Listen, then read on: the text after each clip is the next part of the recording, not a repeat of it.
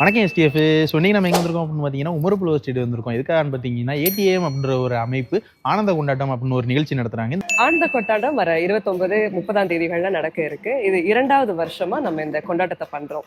ஆனந்த கொண்டாட்டம் பேசிக்கலி இந்திய மரபு கலைகளை மேடையேற்ற ஒரு தளம். ஸோ நிறைய லோக்கல் பெர்ஃபார்மர்ஸை வச்சு அவங்களுக்கு இந்த ட்ரெடிஷ்னல் ஆர்ட் ஃபார்ம்ஸை அவங்களுக்கு கற்று தந்து அவங்க அதை படைக்கிறாங்க. இசையமைப்பாளர் திரு பால் சாக்கப் அவர்களுடைய ஃபங்கி போதி இசை கலைக்குழு மூலமாக நமது சிங்கப்பூரின் ஆனந்த கொண்டாட்டம் நிகழ்ச்சிக்கு பங்கு கொள்ள வந்திருக்கிறோம்.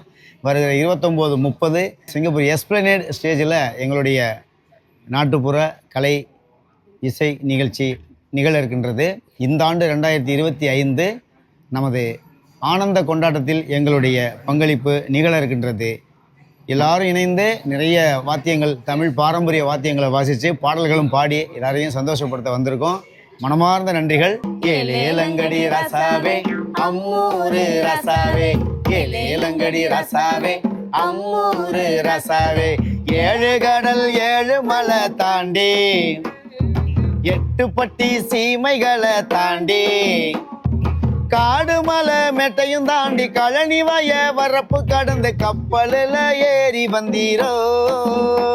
அதோட நிறைய லைவ் மியூசிக்கும் நம்மளாலேயே ஒரிஜினலாக செய்யப்பட்ட லிரிக்ஸும் இந்த வருஷம் மேடை ஏற்றோம். ஸோ இது ஒரு கொண்டாட்டமாக இருக்கும். 2 பகுதிகளாக இந்த விழாவும் நடக்க இருக்குது. மொத்தம் 20 இந்திய மரபு கலைகளை மக்கள் பார்க்கலாம். இது தமிழ்நாட்டை தவிர்த்து மற்ற பிற சமூகங்களை சேர்ந்த மலையாளி கம்யூனிட்டிலேருந்து, ராஜஸ்தானி கம்யூனிட்டிஸ்லேருந்து, இப்படி பலதரப்பட்ட இந்திய கம்யூனிட்டிஸ்லேருந்து ஒவ்வொரு ஆர்ட் ஃபார்ம் நம்ம மேடையேற்ற இருக்கிறோம். தமிழ் பாரம்பரிய கலைகளை வழி வழியாக கொண்டு செல்றது இல்லை, தமிழனா பிறந்த எல்லாருக்குமே ஒரு பங்களிப்பு கண்டிப்பாக வேணும். ஸோ மறக்காமல் இந்த வீடியோ உங்கள் ஃப்ரெண்ட்ஸ் எல்லாத்துக்குமே ஷேர் பண்ணுங்க. இந்த மாதிரி ஒரு நிகழ்ச்சி எல்லாம் சிங்கப்பூரில் நடக்குது அப்படின்னு சொல்லி தமிழர்கள் நிறைய பேருக்கு தெரியப்படுத்துங்க. வீடியோ மறக்காமல் லைக் பண்ணி நம்ம பேஜை ஃபாலோ பண்ணிக்கிங்க மக்களே. தேங்க்யூ. அடுத்த பஞ்சாயத்துல மீட் பண்ணுவோம்.